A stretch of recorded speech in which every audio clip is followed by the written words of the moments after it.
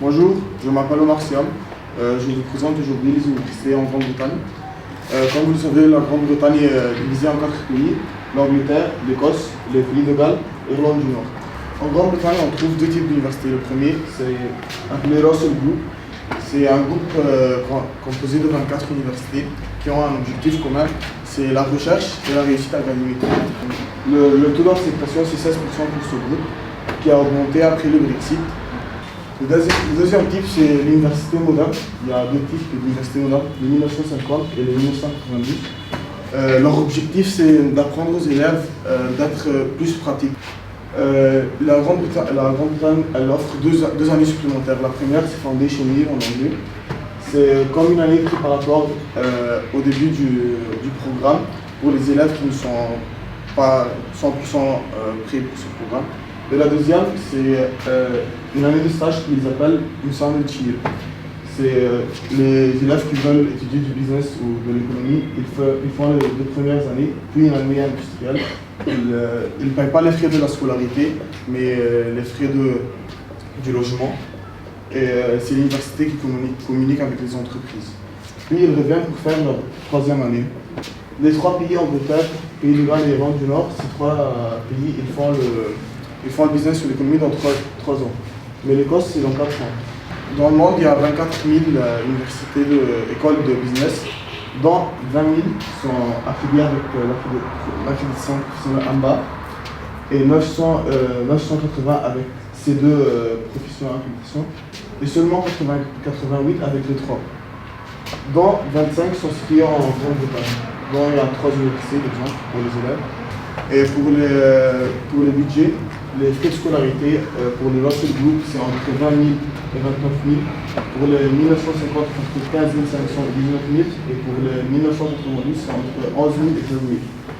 Et les frais de logement, pour l'Angleterre, c'est entre 6 000 et 9 000. Oui. En année, pas par an. Sterling ou Oui, c'est.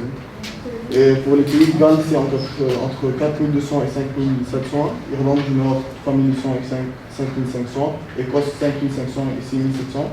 Et pour les frais de subsistance, pour l'Angleterre, par mois, c'est entre 800 et 1300. Pays de Galles, 650 et 800. Irlande du Nord, 600 et 750. Et Écosse, 600 et 800. J'ai pris une université de chaque type d'université pour faire la différence. Ici, elle est classée le 29 au monde, c'est la London School of Economics, c'est placé au centre de Londres. Deuxième en finance, par exemple, en Grande-Bretagne, et les frais de scolarité, c'est 25 000. Et le taux d'emploi, après qu'ils ont fini l'université, c'est 90,6. Et pour être accepté, il faut avoir 16 sur 20 au bac. Northampton, c'est une université de 1992. Elle est passée au 800 au monde, 46 en finance en Grande-Bretagne. Les frais de scolarité sont 12 000 et le taux d'emploi c'est 67,5. Et il faut avoir 12 sur 20 pour être accepté. Et Strathclyde, c'est l'université de 1950. C'est 365 au monde, mais la première en finance en Grande-Bretagne. Et avec des frais de scolarité avec 16 000 et taux d'emploi de 81%, il faut avoir 12 sur 20. Pour aller à l'université en Grande-Bretagne, il faut faire l'admission via quelque chose qui s'appelle UCAS. Il faut choisir un prof du choix de l'élève pour mettre les notes et pour confirmer que l'élève lui-même il met les notes. Il faut le prof qui confirme ses notes et il faut faire une appréciation. Il faut aussi une déclaration personnelle que les élèves appellent personal statement. On parle sur pourquoi tu veux aller à cette université, pourquoi la Grande-Bretagne. Et il faut faire comme un examen qui s'appelle le IELTS ou TOEFL.